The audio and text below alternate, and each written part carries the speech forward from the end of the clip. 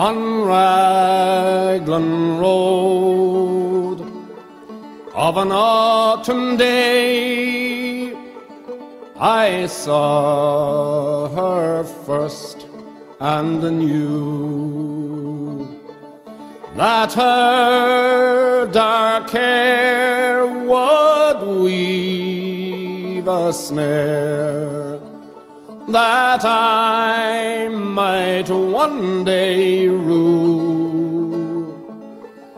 I don't like doing things the normal way.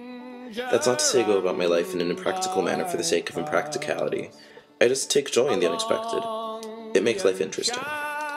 Slamon would say I'm a total hipster, and Dr. Graham would say he's not sure I understood the assignment, but that's the most concise way I can put it. Instead of writing about how John Winthrop's speech was relevant to society, I wrote about how ridiculously antiquated it actually was, and instead of surviving off of ramen and Kraft mac and cheese like I'm sure everyone thought I would, I sought out Asian groceries and made curry for my friends at least once a week.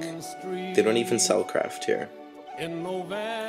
Like everyone else here, though, when I got my acceptance letter, I dismissed it entirely. But after a month or so of deliberation and rejection letters from my top 2 schools, I began to reconsider. It wasn't what I had in mind for college, but to say the least, I'm glad I did.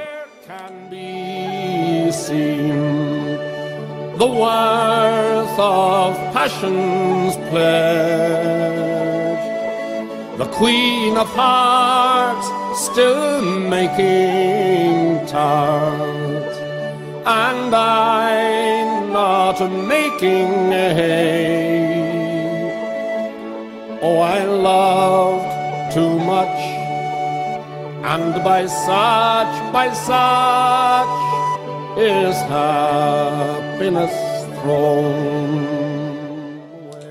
They set us up with nonprofit organizations while we were here, something which I'll point out wasn't made explicitly clear in the acceptance letter. That said, as much as I despise our sorry excuse for a textbook and the paperwork I'm obliged to fill out after every session, my organization's insanely cool. I'm not working with starving orphans or rebuilding villages ruined by natural disasters. I do graphics work, which I might mention as my life goal, or sometimes just put stickers on envelopes.